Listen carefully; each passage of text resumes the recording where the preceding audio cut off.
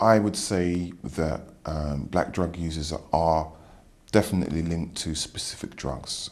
I do believe that drugs have a personality. It's a creative way of explaining how drugs impact on the central nervous system and also on the individual physically.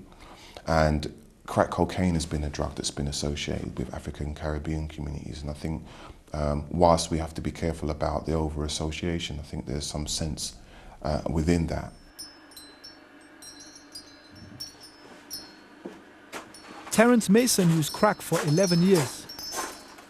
I got addicted, I suppose, from being young and naive and thinking that somebody had this thing and they said, oh, it's good, so I thought I'd try it, basically, not realising what the final outcome would be. When I had the highs, when I first took crack, I suppose the high was, I don't know the word, like ecstasy or something like that, as they say. And after that, you're forever chasing that same high. And it doesn't matter how much it costs, you'll keep on chasing it. And then, like I say, one day you might realise that you're never going to get that high again. Crack cocaine initially leaves the individual feeling high in a very positive, heightened self-esteem type of way. It leaves them feeling in control. Again, this is going to be very attractive to someone who feels they're not in control of their lives. It's a drug that keeps calling you back.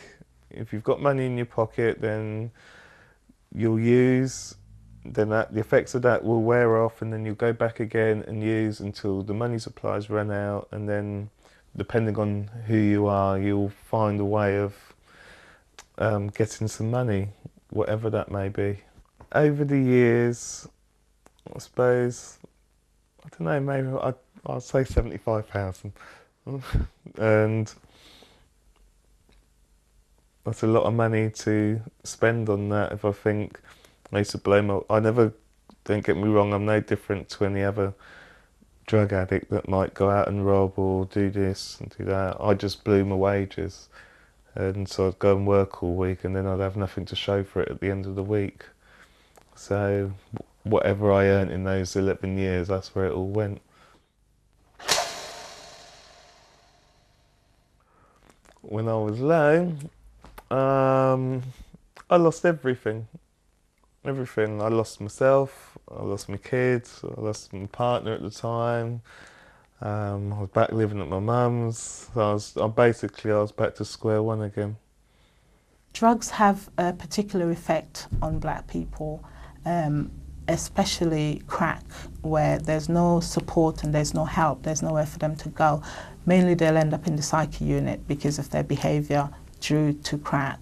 They will get sectioned by the police or by their family, but it's mainly by the police.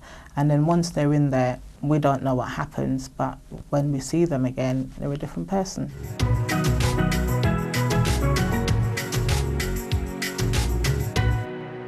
The whole debate around the stigmatisation of drugs within the black community is a conference on its own. And what we find is that years ago, you didn't have people talk about white and white crime. Now, if you look at how they were dealing with armed robberies, that was prolifically by white people on white people, shooting people with 12-bore sawn-off shotguns. Now, did we ever hear in the public domain that this was a white on white crime? No, we didn't. But as soon as now we have gun crime in the black community, and they're linking it with yardies, so-called yardies, then it's a black on black crime. And I must admit as well is that certain members of the black community have been, I would say, fixated with the media coverage around gun crime in the black community and it being labelled as such, and they're beginning to use the labels themselves. But there are other members of the community now that understand that it's not a black on black crime, it's gun crime that is affecting members of the black community. I think the media has stigmatised the black community around drugs. One would think that it's only the black community selling and taking drugs. When you examine the state of the drug economy for the United Kingdom, which is a multi-million pound. In London alone, it is calculated by the commissioners to be 500 million per annum.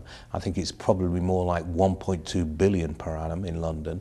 That is a consumption rate that cannot be sustained by the black community.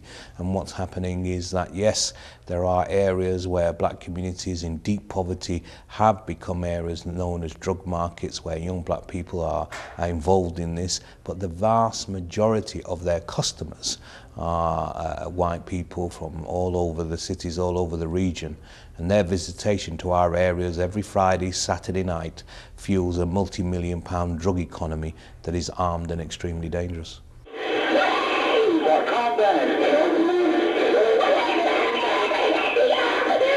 There is a clear national trend that the use of guns in support of drugs dealing by persons involved in drug supply is a growing trend. And it's fair to say in Hertfordshire there has been an increase in the number of drug-related incidents. Fortunately, the numbers in Hertfordshire are very small. And we, using our intelligence-led policing style and working closely with other police forces, are in a position where we will tackle these crimes in a robust and positive manner. As you heard, I lost my son nearly 3 years ago. Well, I never thought this would happen to my family, but it did. And it can happen to yours. So what are you going to do about your boys and your girls? We need to do something to stop this happening to them.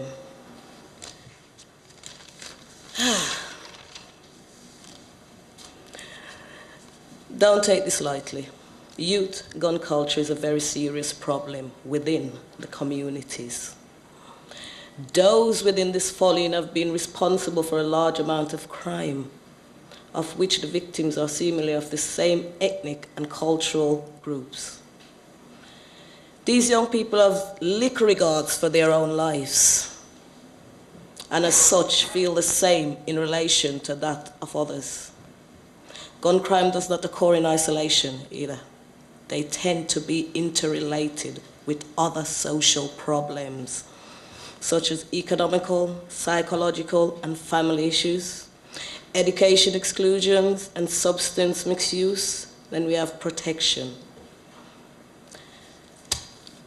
Record levels of gun seizure reveal the increasing threat of a widening range of availability. The consequences of gun crime are dire. These include serious organized crime, disablement, and death of others, which affects families like mine and the communities as a whole. I decided to chair the Independent Advisory Group after being approached by my friend, who's now departed, Arlene Mundell. We were so appalled by a recent killing in Brixton in '97, where a young woman was bound and gagged, blindfolded and shot point blank through the head on her knees in front of her husband and children, that we decided to approach the police and say to them, look, you're not taking black on black deaths seriously, you're relying too much on criminal informers, and your own officers are involved in some small extent to the distribution and this multi-million pound economy, and we need to form a partnership to tackle all of those issues. And that gave birth to the rise of Operation Trident Independent Advisory Group.